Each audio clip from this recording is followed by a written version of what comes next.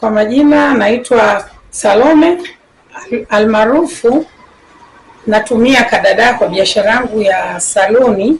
Napatikana mtaa wa Tumaini Hospital. Mimi ni shabiki wa Simba kindakindaki.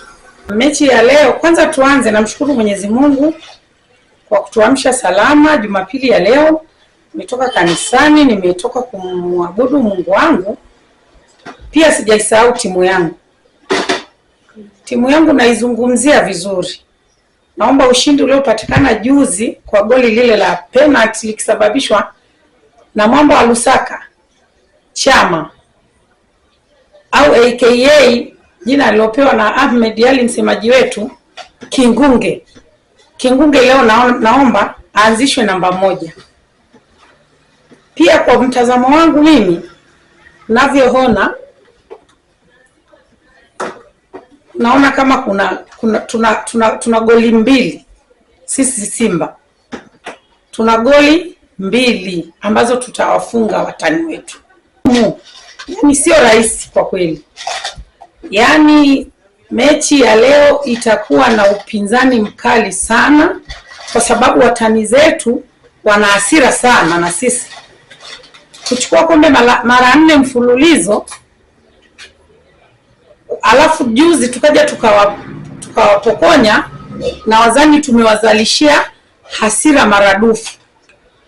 Kwa hiyo sasa sisi tuna hamu ya kutetea, tuna hamu ya kuchukua ubingwa huu wa mara ya kwanza wa NBC, lakini watani wetu wanatetea taji.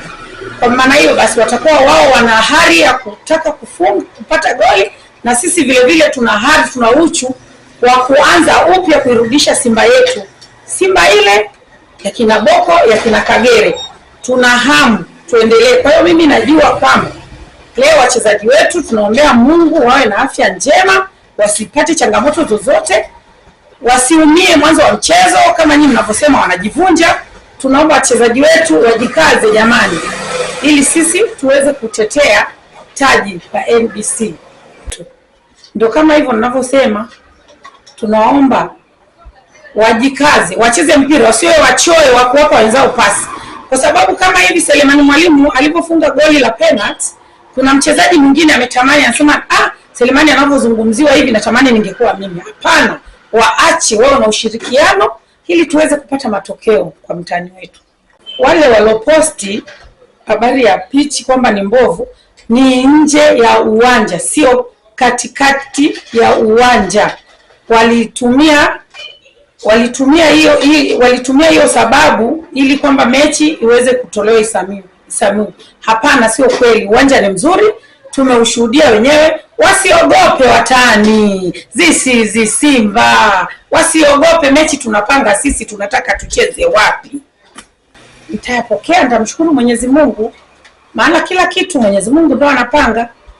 Kama watakuwa watani ndo watatufunga, wataendeleza ubabe, sawa. Kama Simba tutaanzisha sisi ushindani mpya kwa kumbeza mtani, nako nitamshukuru Mwenyezi Mungu. Enda uwanjani, endeleeni kujitokeza kwa wingi. Msiache Simba yetu atupo kinyonge. Mnajua kabisa Simba ndio timu yenye mashabiki wengi. Jitokezeni kwa wingi, tuisapoti timu yetu. Niseme tu niwatakie wachezaji wetu na wachezaji wa wenzetu maandalizi mema.